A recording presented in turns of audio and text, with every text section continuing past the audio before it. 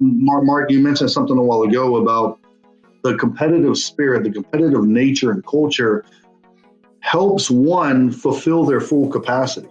Do you want to expand on that a little bit more? Michael Jordan was one of the most competitive people in sports, right? In my opinion, he's a legend. And he would compete at a level that would make his teammates want to raise their level and their standards to the next level. And so, when you're around competitive people, no, it's not easy all the time. Yes, sometimes you're going to want to give up because maybe the pain is too hard, or it gets frustrating at times. But like Michael Jordan, he stuck with it.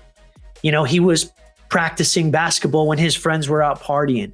That's like anybody in business. The people that make it to the top are the ones that are self-development, are developing themselves at 2:00 in the morning when their friends are out partying and going to the clubs. They're the people that are up at 5 a.m. when their friends have slept in till 9. It takes you to the next level in whatever you're doing.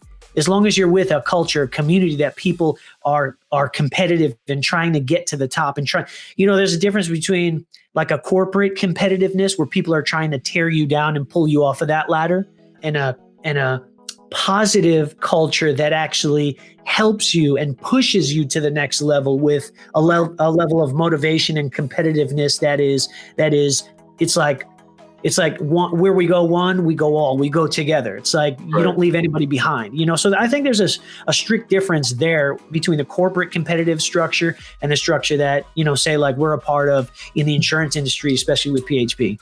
You hit the nail on the head. It's one thing growing up in sports. That's why I feel every child should have the opportunity to play some sport of athletics or some type of athletics. Because it helps groom you and shape you, helps build your character, helps build your discipline, helps build your resilience. Yeah.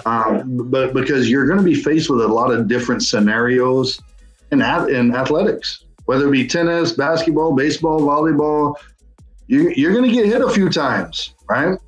And that moment right there is going to be a determining factor on how you're going to carry on when Murphy's Law slaps you after you graduate high school. You know what?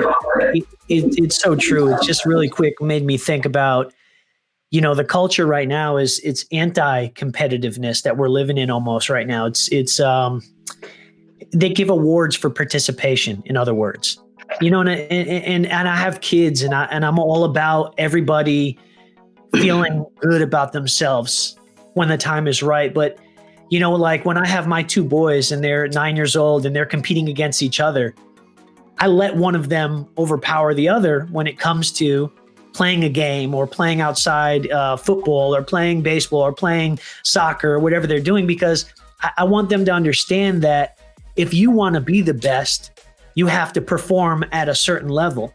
And you're not just going to get an award. You're not just going to get a trophy for coming in, say, at last place. You have to earn what you want. You have to earn what you want in life. Yeah. What hurts me the most, but because I truly have a passion for seeing other people win. There's nothing more satisfying than knowing that I can help someone else get to their next level. And even for example, it's not about the awards for me. It's not about the accolades. It's not even about the money in the bank, because as Zig Ziglar said, he says that if you want to become successful in life, all you have to do is help enough other people become successful. The more people you help succeed, the more success you're going to have. So true. So I took that. I heard him say that at a motivational conference in Chicago, Illinois at the United Center back in 2000 and 2008, right before he passed away. And I've took that and I'm like, okay, all I have. So the recipe for success is just help somebody else. Right. Pay it forward, help somebody else. And then they pay it forward. Imagine if you started doing that every day, how can I be a blessing to someone else? And then they say the same thing. Imagine the ripple effect that would create and the type of society that would build. We would change the world.